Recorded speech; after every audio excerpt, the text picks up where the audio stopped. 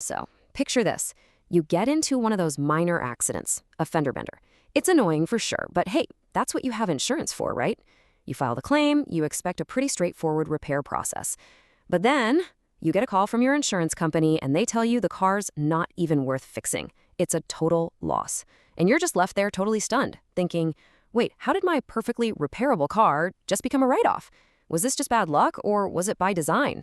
Okay, take a look at this. On the left, you've got an independent estimate to fix a 2017 BMW X5 after an accident. It comes in at just under $3,700. Now, look at the right. That's the estimate from the insurer's own preferred shop for the exact same damage. Almost $14,000. That is a 271% difference. I mean, how on earth is that even possible?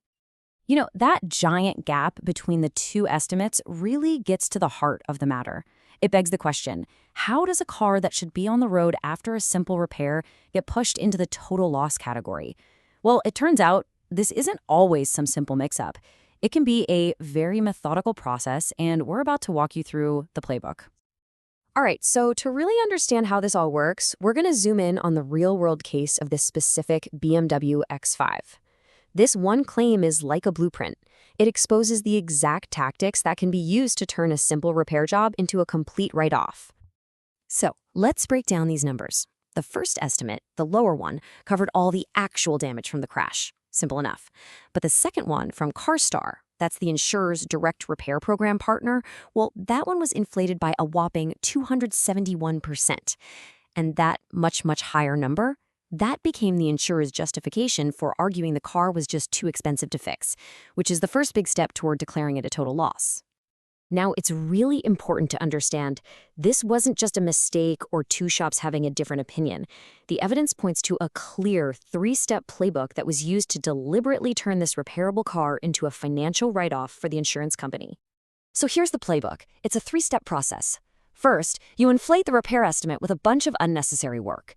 Second, you do a really aggressive teardown of the car to make the damage look way worse than it actually is. And third, you manipulate the official formula that's used to decide if a car is a total loss.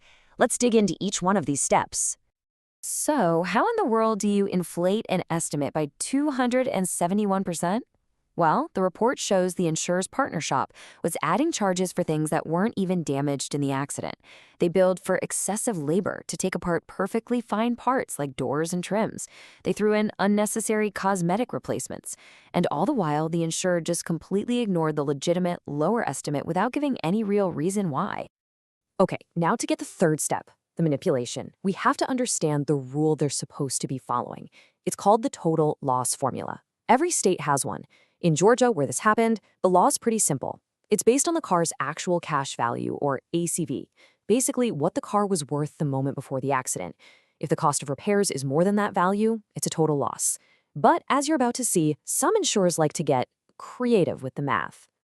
As wild as this BMW case is, it's not a one-off thing, not by a long shot. The tactics we're seeing here are actually part of a much bigger, documented pattern of consumer complaints and legal challenges that are facing major insurance companies. This isn't just about one car, it's about a whole system. Yeah, what happened to this BMW owner is sadly not an isolated incident. All across the country, you hear from drivers who are fighting the exact same battles. Inflated estimates from the insurer's preferred shops, getting lowball offers for their car's value, and trying to navigate this maze of confusing rules that always seem to work out in the insurer's favor. And you can really see the scale of the problem when you look at the courts. I mean, we're talking about multiple federal class action lawsuits against just one insurer, Allstate. These lawsuits allege a whole pattern of underpaying claims, using biased reports to value cars, and failing to include required taxes and fees in their payouts. These aren't just one-off complaints. These are major legal battles. And beyond the lawsuits, just look at the public complaints. Thousands of complaints have been filed with the Better Business Bureau against just this one company in the last 3 years. And guess what a lot of them are about? Service or repair issues. It's the same total loss playbook we're talking about, playing over and over again. So all of these complaints, all these lawsuits, they really boil down to one simple thing: the rules of the road. So let's compare the rules that the insurer in our BMW case decided to play by against what the law actually says.